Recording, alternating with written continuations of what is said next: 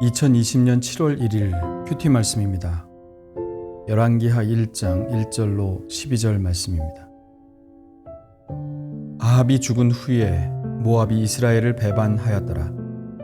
아하시아가 사마리아에 있는 그의 다락 난간에서 떨어져 병들매 사자를 보내며 그들에게 이르되 가서 에그론의 신 바알세붑에게 이 병이 낫겠나 물어보라 하니라. 여호와의 사자가 디셉 사람 엘리야에게 이르되 너는 일어나 올라가서 사마리아 왕의 사자를 만나 그에게 이르기를 이스라엘에 하나님이 없어서 너희가 에그론의 신 바알세붑에게 물으러 가느냐? 그러므로 여호와의 말씀이 내가 올라간 침상에서 내려오지 못할지라 내가 반드시 죽으리라 하셨다 하라. 엘리야가 이에 가니라. 사자들이 왕에게 돌아오니 왕이 그들에게 이르되 너희는 어찌하여 돌아왔느냐 하니 그들이 말하되 한 사람이 올라와서 우리를 만나 이르되 너희는 너희를 보낸 왕에게로 돌아가서 그에게 고하기를 여호와의 말씀이 이스라엘에 하나님이 없어서 내가 에그론의 신 바알세붑에게 물으려고 보내느냐? 그러므로 내가 올라간 침상에서 내려오지 못할지라 내가 반드시 죽으리라 하셨다 하라 하더이다. 왕이 그들에게 이르되 올라와서 너희를 만나 이 말을 너희에게 한 그 사람은 어떤 사람이더냐? 그들이 그에게 대답하되 그는 펄이 많은 사람인데 허리에 가죽띠를 띠었더이다 하니 왕이 이르되 그는 디셉 사람 엘리야로다. 이에 50부장과 그의 군사 50명을 엘리야에게로 보내매 그가 엘리야에게로 올라가 본즉 산 꼭대기에 앉아 있는지라. 그가 엘리야에게 이르되 하나님의 사람이여 왕의 말씀이 내려오라 하셨나이다. 엘리야가 50부장에게 대답하여 이르되 내가 만일 하나님의 사람이면 불이 하늘에서 내려와 너와 너의 50명을 살을지로다 하매 불이 곧 하늘에서 내려와 그와 그의 군사 50명을 살랐더라. 왕이 다시 다른 50부장과 그의 군사 50명을 엘리야에게로 보내니 그가 엘리야에게 말하여 이르되 하나님의 사람이여 왕의 말씀이 속히 내려오라 하셨나이다 하니 엘리야가 그들에게 대답하여 이르되 내가 만일 하나님의 사람이면 불이 하늘에서 내려와 너와 너의 50명을 살을지로다 하매 하나님의 불이 곧 하늘에서 내려와 그와 그의 군사 50명을 살랐더라. 아멘. 열왕기하의 시작은 BC 9세기 약 850년경입니다.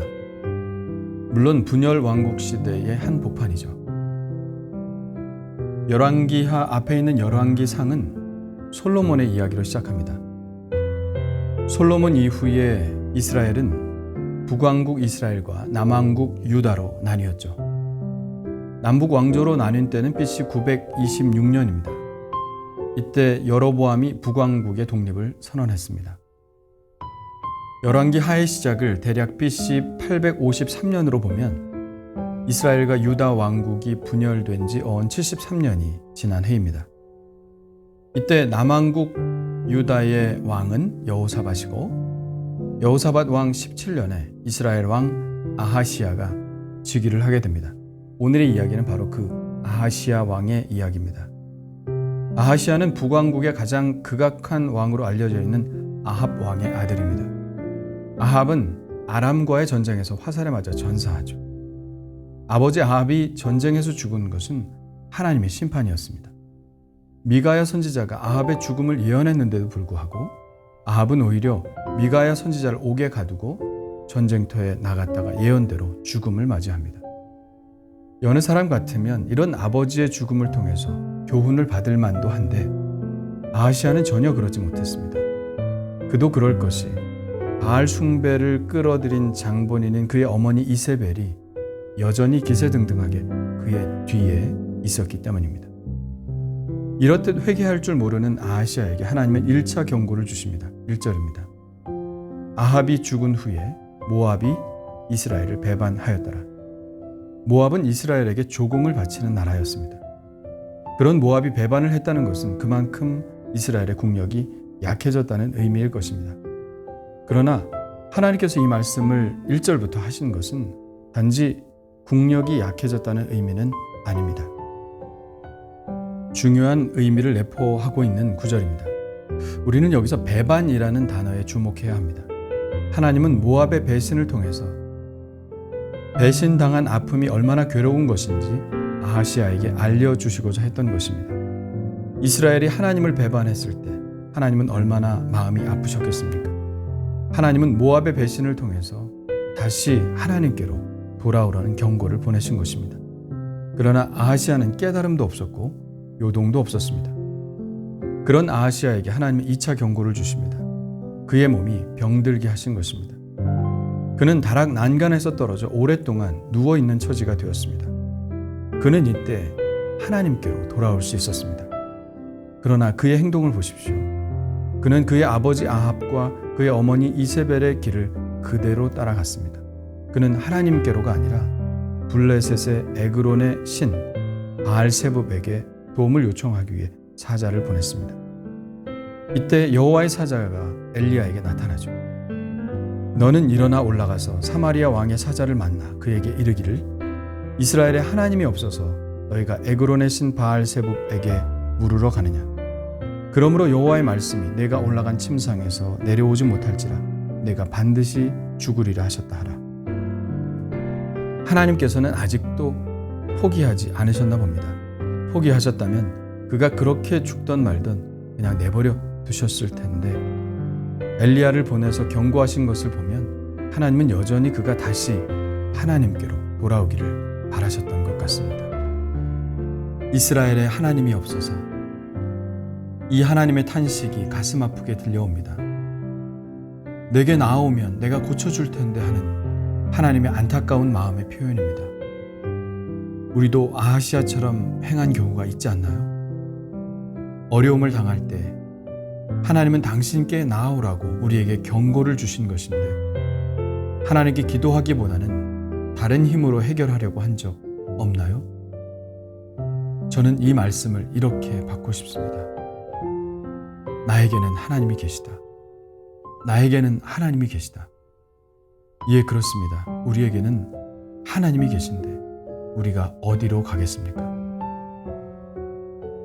엘리야의 말을 들은 사자들은 에그론으로 가지 않고 돌이켜 아하시아에게 다시 갑니다. 저는 여기서 매우 놀랐습니다. 이 왕의 사자들은 자기 왕의 말보다 하나님의 선지자의 말을 더 중요하게 들었다는데 놀라움을 금하지 못했습니다.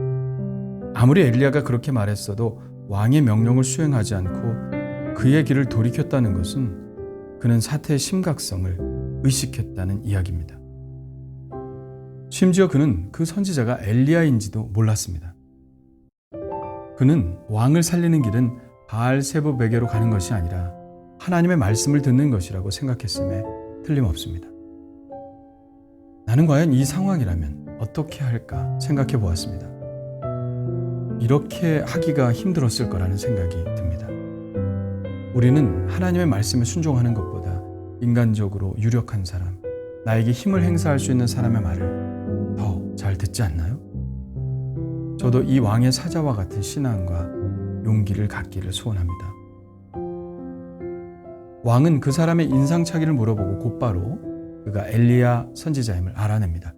그리고 엘리야를 잡으러 50부장과 50명의 군사를 보내죠.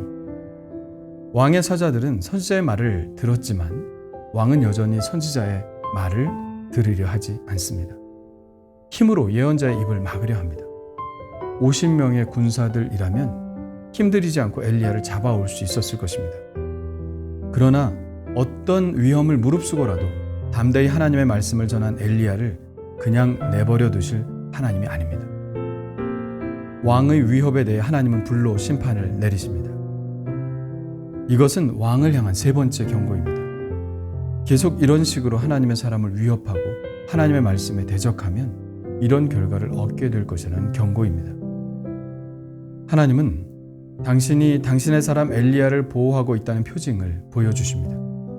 이 하나님의 보호하심의 표징은 우리가 하나님의 일을 감당할 때 하나님이 우리를 위해서 어떤 일을 하시는지 보여주는 표징이라고 할 수 있습니다. 우리는 하나님의 일을 하면서 세상의 위협에 직면하게 됩니다. 세상이 우리를 싫어하고 무시하고 우리가 하나님을 위해서 하는 일을 어떻게든 무력화시키려는 시도를 합니다. 우리를 지킬 수 있는 것은 하나도 우리에게 남아있지 않습니다. 그러나 우리가 믿는 것은 하나님이 우리의 보호자가 되신다는 사실입니다. 하나님은 당신의 불로 당신의 사람을 지키십니다. 이 믿음은 우리에게 큰 담대함을 주죠. 사람의 말을 들을 것인가? 하나님의 말씀을 들을 것인가? 오늘 말씀은 우리에게 질문하고 있습니다. 당장의 평안을 뒤로하고 오직 하나님의 말씀을 선택할 때 우리는 하나님의 보호하심으로 더욱 큰 평안을 얻게 됨을 오늘 말씀을 통해 배웁니다. 주님, 오늘 인간의 미련함을 보았습니다. 하나님의 몇 번의 경고에도 불구하고 돌이키지 않는 인간의 미련함을 보았습니다.